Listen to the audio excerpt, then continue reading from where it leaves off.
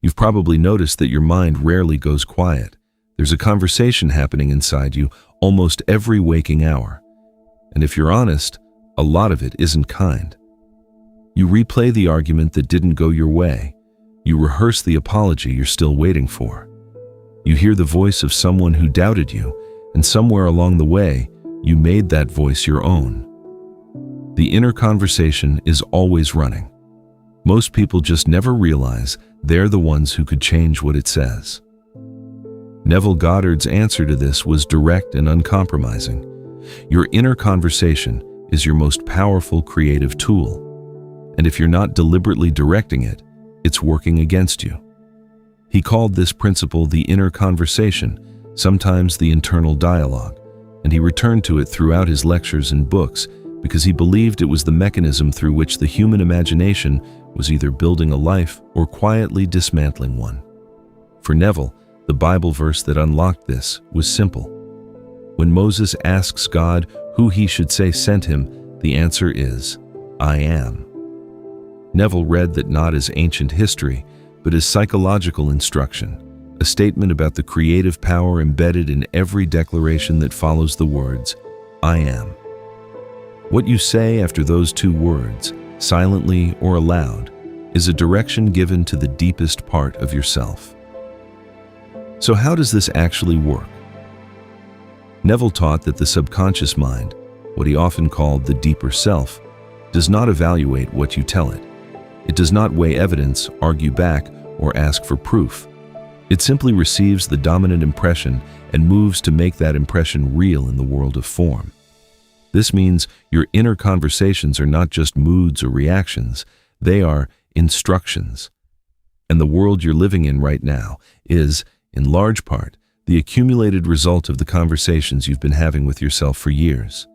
Your inner conversations represent in every detail your concept of yourself. That's from Neville's work, and it's worth sitting with. Not just what you say out loud, what you habitually say inside, the running commentary, the quiet assumptions you've never even questioned. If someone inwardly hears, "Nothing ever works out for me," 50 times a day, that isn't just pessimism. That is a repeated instruction being delivered to the only part of the mind that can actually change circumstances. And it will build accordingly. The world is yourself pushed out. Neville said that often.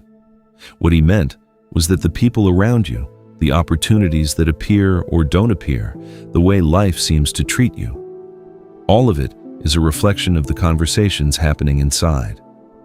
Change the inner conversation, and you change the mirror. Neville described a man in one of his lectures who had been unemployed for months. He had convinced himself through constant inner repetition that no one wanted him, that he was somehow past his usefulness. The conversations inside his head weren't desperate wishes for a job. They were quiet certainties that he wouldn't get one. Neville's instruction to him was precise.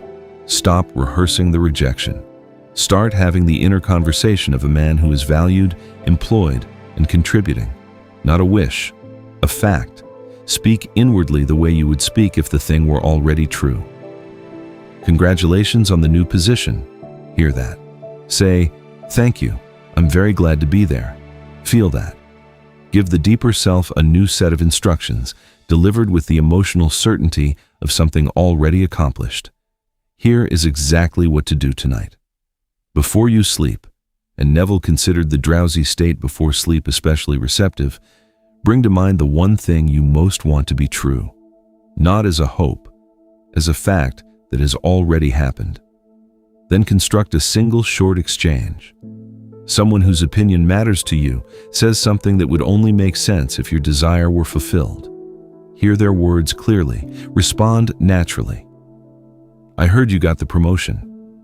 Yes, it finally came through. That's it. No elaborate scene. Just that one loop of conversation, playing on a gentle, satisfied repeat as you drift towards sleep. No striving, no convincing anyone. Just the quiet certainty of a person reporting what is already real. Do this not once, but as a practice.